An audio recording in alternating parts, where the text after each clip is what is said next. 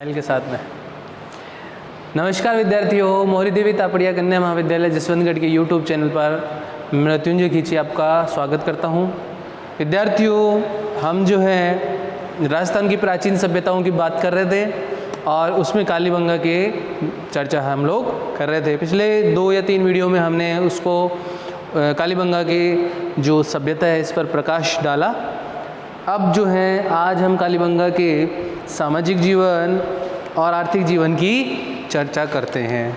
विद्यार्थियों, बहुत ही महत्वपूर्ण टॉपिक में इसको शामिल किया है और राजस्थान पहला, मैं हमेशा आपको कह रहा हूँ कि सिंधु घाटी सभ्यता का ये स्थल है इसीलिए महत्वपूर्ण है। दूसरा राजस्थान में है, ठीक है। तो राजस्थान में शायद सबसे बड़ा स्थल ये माना गया है। अब चर्चा करते हैं विद्यार्थियों।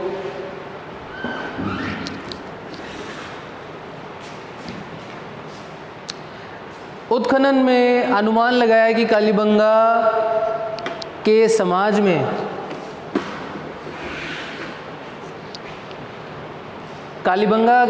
में धर्मगुरु पुरोहित, अगर समाज की चर्चा करते हैं, सामाजिक जीवन की चर्चा करते हैं, सामाजिक जीवन और सामाजिक जीवन के अंदर चर्चा करेंगे समाज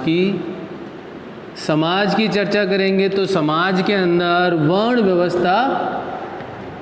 व्यवस्था देखने को मिली। वर्ण व्यवस्था में पुरोहित, योद्धा,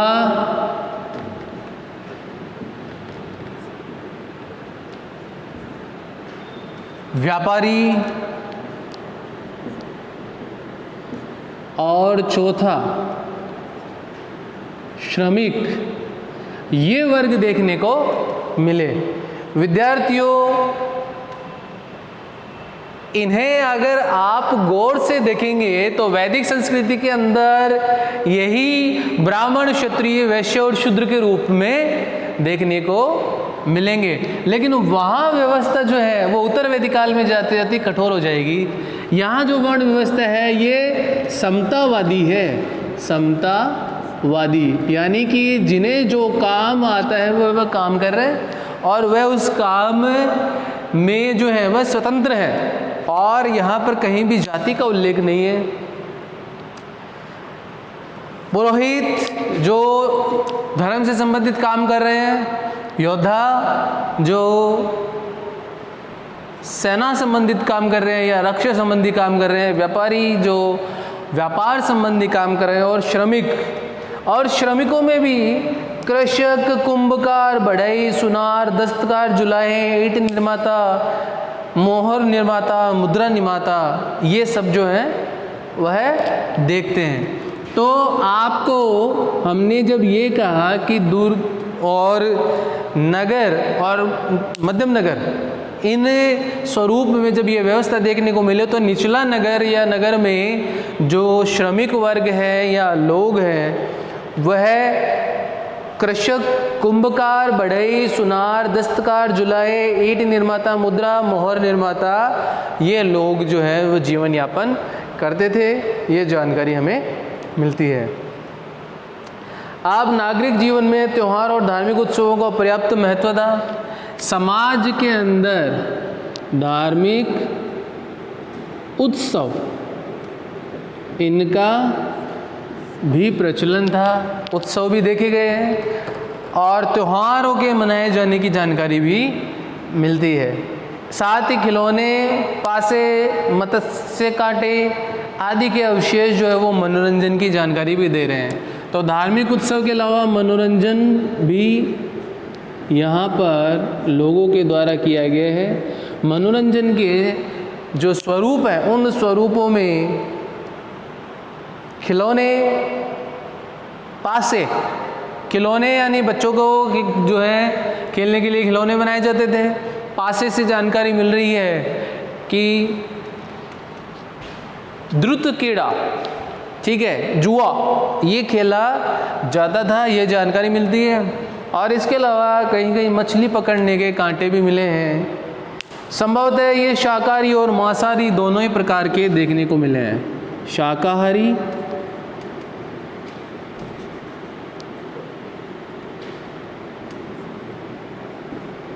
एवं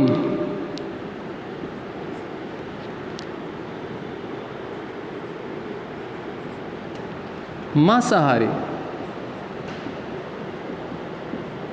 दोनों ही जो है प्रकार के लोग यहाँ पर रहे हैं। खाद्य सामग्रियों में फल फूल, दूध, दही, जौ, गेहूँ, मांस आदि का प्रयोग किया गया है। अब कालीबंगा की खुदाई से मिट्टी के बर्तन और उनके अवशेष प्राप्त हुए। इन बर्तनों की कुछ विशेषता है। ये बर्तन, इसके अलावा जब बात करते हैं अवशेषों की, जो कि हमने पहले भी बात की थी,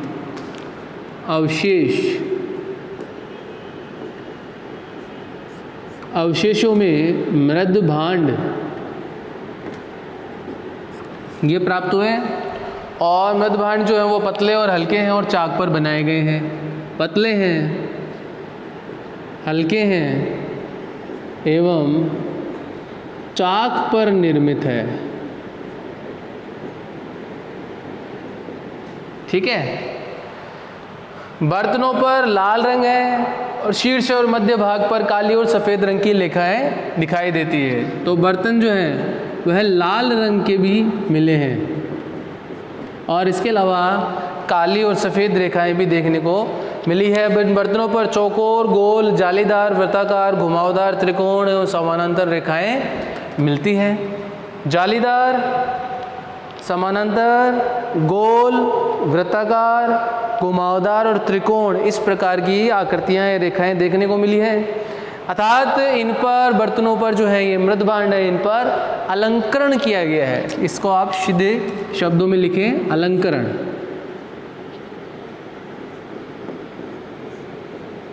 अर्थात चित्रांकन इस पर देखने को मिलता है। अलंकरण में फूल, पत्ती, पक्षी, खजूर आदि आकृतियाँ, फूल, पत्ती, खजूर, पशु पक्षियों की आकृतियाँ देखने को मिली। बर्तनों पर मुख्य रूप से घड़े, प्याले, लोटे, हांडियाँ, रकाबियाँ, घड़े, प्याले, लोटे और हांडियाँ, रकाबियाँ, सरावले और पेंदे वाले, ढक्कन वाले बर्तन मिले हैं, तवे प्राप्त हुए हैं। तो इस प्रकार जो है वो बर्तन जो है, जो लगभग छोटे और जो है एकल परिवार और सामूहिक परिवार के काम में आने वाले बर्तन देखने को मिले हैं।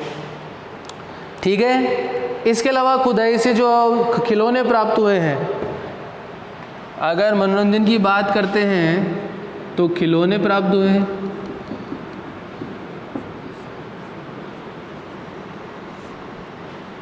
और खिलौने जो हैं वो, उन पर पशु पक्षियों के चित्र हैं, मिट्टी की मोहरें, चूड़ियाँ, माप तोल के बाट, तांबे की चूड़ियाँ, चाकू, तांबे के औजार, इस प्रकार के हमें यहाँ से मिल रहे हैं।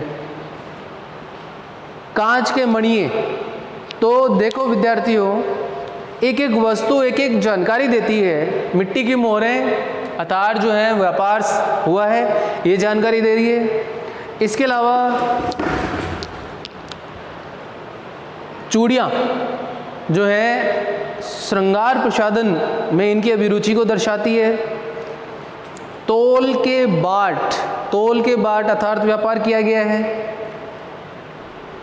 तांबे की चूड़ियाँ, चाकू और तांबे के औजार जो हैं वह भी यहाँ से मिले, जो कि कालीबंगा के ताम्रकालीन संस्कृति से संबंधित होने की जानकारी दे रहे हैं। और इसके अलावा कांच के मणिये भी प्राप्त हुए हैं। मिट्टी के भांडों और मोहरों पर जो लिपि अंकित की गई है वह सैंधव लिपि से मिलती जुलती है। एक विशेष बात यहाँ पर और है कि जो लिपि है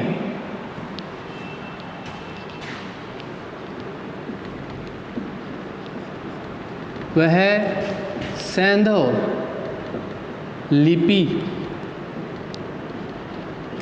से मिलती जुलती है। अर्थात सिंधु घाटी की लिपि जो कि आज तक पढ़ी नहीं गई है, जिसे हम गौमुत्रिका लिपि कहते हैं, ब्रास्टोफिडन लिपि कहते हैं, ब्रूस्तोफेदन लिपि कहते हैं, यह लिपि के जैसे ही ये लिपि भी देखने को मिली है। अर्थात चित्रांकन के रूप में है, चित्र के रूप में है, जो कि कठिन है, पढ़ने में दुष्कर है। मिट्टी के भांडों और मोहरों पर जो लिपि अंकित की गई वह सिंधु घाटी सभ्यता से मिलती है। अभी तक जिसे पढ़ा नहीं गया है, कठिनाई इसमें लिपि है कि एक दूसरे के ऊपर अक्षर एक दूसरे के ऊपर लिखे हुए प्रतीत होते हैं। विद्यार्थियों, ऐसा जो है वह चाइना की लिपि में देखने को मिलता है, जहाँ पर हमें चित्र मिलते हैं। तो आप कभी चाइना मार्केट में या कोई जो है सर्दी का कोई कपड़ा खरीदने जाएं, तो उस चाइना मार्केट के अंदर उस सर्दी के कपड़े पर जो टैग लगा हुआ है, उस टैग पर ये आप देख सकते हैं कि वह जो लिपि है उस लिपि में चित्र होते हैं। ऐसा ही चित्र सिंधु घाटी सभ्यता के अंदर भी देखने को मिलता है। फ़र्क इतना है कि ये एक दूसरे के ऊपर ओवरलैपिंग, एक दूसरे के ऊपर जो है वह लिखे हुए से प्रतीत होते हैं। इससे जो है ये विद्यार्थियों, ये लिपि जो है वह पढ़ने में बहुत ही मुश्किल है, इसीलिए आज तक इसे पढ़ा नहीं गया है। इसके अलावा कालीबंगा के आर्थिक जीवन की बात करते हैं। आर्थिक जीवन की बात करते हैं। आर्थिक जीवन में अनुमान लगाया जाता है कि अधिकांशतः जीवन जो है वो सामान्य रूप में जिया गया लोगों के द्वारा, लेकिन कहीं कहीं समृद्ध लोगों की जानकारी भी मिलती है। सुख और समृद्धि के लिए जो लोग हैं उन्होंने विभिन्न साधनों का उपयोग किया गया है। कालीबंगा के निवासी कौन कौन थे? पशुपालन करते थे, पशुओं के अस्थि अवशेष भी मिले हैं हमें यहाँ से। हमने ऊपर पीछे जिक्र किया है कि जो है मांसाहार का ये लोग प्रयोग करते थे। मांसाहार का प्रयोग करने वाले अधिकांशतः जनजातियाँ जो हैं वो पशुपालक रही है। तो अर्थात तो पशुओं का पालन इन्होंने मांसाहार का भक्षण करने के लिए और दूध आदि सामग्रियाँ प्राप्त करने के लिए किया है। मृद पात्रों पर चित्रांकन, मुद्रांकनों तथा खिलौनों से देखने को प्रतीत होता है। जो चित्र पशु पक्षियों के मिले हैं वह ये जानकारी देते हैं कि ये चित्र जो हैं वह उन चित्रों से संबंधित पशु पक्षी अस्तित्व में रहे हैं। अर्थात भेड़, बकरी, गाय, बैल, भैंसा और सूअर आदि पशु पाले जाते थे। ऊंट भी कहीं कहीं पाले गए हैं कालीबंगा में, और हमें ज्ञात होता है कि पशुओं के अस्थि अवशेष जो हैं उससे भी ये पता चला है कि कुत्ता इनका पालतू पशु रहा है। कहीं कहीं हमने पीछे जब दूसरे वीडियो में कालीबंगा की चर्चा की थी तब हमने ये कहा था कि यहाँ से युगल जो शव है उसकी प्राप्ति हुई है। तो कहीं कहीं जो है मनुष्य के साथ में कुत्ते के दफनाए जाने के अवशेष भी मिले हैं। हो सकता है कि वह उनका प्रिय पशु रहा हो। ठीक है।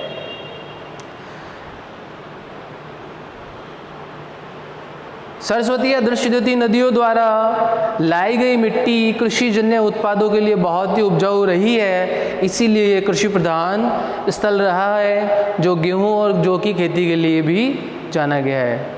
हल लकड़ी के रहे होंगे सामान्यतः यहाँ, और सिंचाई के लिए यह नदी के जल या वर्षा के जल पर निर्भर रहे हैं। हड़प्पा के नगरों की समृद्धि का मुख्य कारण व्यापार व वाणिज्य रहा। जल और स्थल दोनों मार्गों से यहाँ पर व्यापार हुआ है। लोथल गुजराती सभ्यता के तत्कालीन युग का एक महत्वपूर्ण सामुदायिक व्यापारिक केंद्र रहा है। कालीबंगा के मुख्यतः हड़प्पा संस्कृति के मुख्य केंद्रों में रहा, जहाँ से अनाज का उत्पादन हुआ है। मनके और तांबे भी यहाँ से भेजे गए हैं। तांबे का प्रयोग अस्त्र शस्त्र और दैनिक जीवन के वस्तुओं में और उपकरणों में और आभूषणों में किया है। कुंभकार का मृदभांड उद्योग अत्यंत विकसित रहा है। चाक पर बर्तन बनाए गए हैं। चाक पर बर्तन बनाना इनका प्रमुख व्यवसाय रहा है, उद्योग रहा है। वह विभिन्न प्रकार के मृदभांड चाक पर बनाते थे और मिट्टी जिन्हें भट्टों में अच्छी तरह से पकाते थे। कहीं कहीं मृद पात्रों पर ठप्पे भी लगे हुए हैं।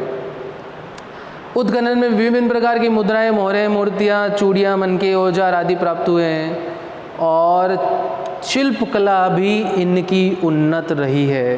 तो विद्यार्थियों, लगभग 4,500-5 हज़ार वर्ष पूर्व भी शिल्पकला उन्नत रही है, ये जानकारी मिलती है।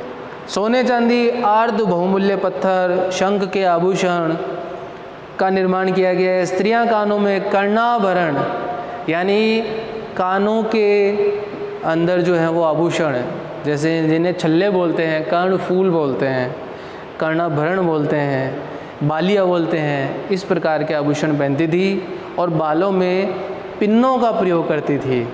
तो आज की स्त्रियों की भांति ही पिन जो है वह लगाया करती थी। गले में मनकों के हार धारण करती थी। हाथों में शंख, मिट्टी और शैलकड़ी से निर्मित चूड़ियाँ धारण करती थी।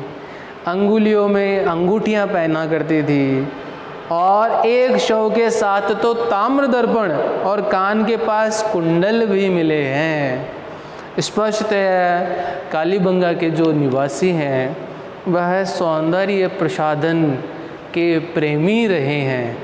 ठीक है, सौंदर्य में बहुत ही अभिरुचि इनकी रही है। अब बात करते हैं मृतक संस्कारों की। जैसा कि मैंने पिछले वीडियो में जिक्र कर दिया है कि मृतक संस्कार तीनों ही रूपों में देखने को मिला है। शवों को अंडाकार खड्डों में उत्तर की ओर सिर रखकर और दफनाते थे, गाड़ते थे। दूसरे प्रकार की समाधियों में शव को टांगे समेटकर गाड़ा जाता था और तीसरे प्रकार के शव के साथ बर्तन और एक एक सोने की मणि या गिन्नी भी रखते थे, उनको भी रखा गया है। शवादान जो प्राप्त हुए हैं उससे स्पष्ट हो जाता है कि मृत्युपरांत किसी न किसी प्रकार की आस्था या विश्वास इनका रहा है, वरना कहीं सभी जो शव है वह एक जैसे नहीं मिल रहे। कहीं पर शवों के पैर मोड़े गए हैं, कहीं पर इचित वस्तुएं गाड़ी गई है, कहीं पर कांस्य दर्पण गाड़े गए हैं। ये जानकारियाँ देते हैं कि इनके जो मृतक संस्कार हैं वह मृतक जो हैं उन शवों के साथ में संस्कार के साथ में उन्हें दफनाया गया है। ठीक है, तो विद्यार्थियों, हम मृतक संस्कार में पहले ही ये चर्चा कर चुके कि तीनों ही रूपों में मृतक संस्कार देखने को मिले हैं, चाहे तो वो पूर्ण समाधिकरण हो, चाहे तो वह आंशिक समाधिकरण हो, चाहे तो वह दाह संस्कार हो। तो ये तीनों ही रूपों में जो है वह मृतक को जो है दफनाते थे, मृतक को जलाते थे और पशुओं के लिए इन्हें जो है वह खुला छोड़ देते थे ताकि मृतक शरीर से पशु पक्षी अपना भोजन प्राप्त कर सकें। विद्यार्थियों, आज जो है वो कालीबंगा का यह चौथा और आखिरी वीडियो मैंने बनाया है। उम्मीद करता हूँ कि पिछले 3 वीडियो के साथ साथ में आज ये चौथा वीडियो भी आप पढ़ रहे होंगे, लिख रहे होंगे। पुनः आपको कहूँगा कि साथ साथ में लिखते रहें, पढ़ते रहें और कॉपी साथ में पुरानी रखेंगे, पुराने नोट्स लिखे हुए साथ में रखेंगे तो आपको नया समझने में दिक्कत नहीं होगी। लॉकडाउन के इस पीरियड में जब तक आप लोगों को महाविद्यालय में नहीं बुला रहे हैं, हमारा ये प्रयास है कि आपकी शिक्षा जो है इसी रूप में करवाई जाए। लेकिन ये शिक्षा तभी जो है बेहतर विकल्प के रूप में आपके सामने आएंगी जब हमारे साथ में आप लोग चलेंगे। इन वीडियो को केवल मनोरंजन के लिए न देखकर इन्हें पढ़ने के उद्देश्य से देखेंगे तो उम्मीद करता हूँ कि आपको ये विश्वविद्यालय की परीक्षाओं के साथ साथ प्रतियोगी परीक्षा में भी अच्छे मददगार साबित होंगे। आज के लिए केवल इतना ही। मेरे साथ साथ में पढ़ते रहिए, लाइक कीजिए वीडियो को, शेयर कीजिए, अपने सहपाठियों को बताएं, उन्हें भी जो है अगर वह किसी महाविद्यालय से नहीं जुड़े हुए हैं या महाविद्यालय से जो है जुड़े हुए हैं और वह महाविद्यालय उनको जो है शिक्षण कार्य में सफलता नहीं हासिल करवा पा रहा है तो उन्हें अपने महाविद्यालय से जोड़ें। साथ साथ में वीडियो को देखें, लाइक कीजिए, शेयर कीजिए। धन्यवाद।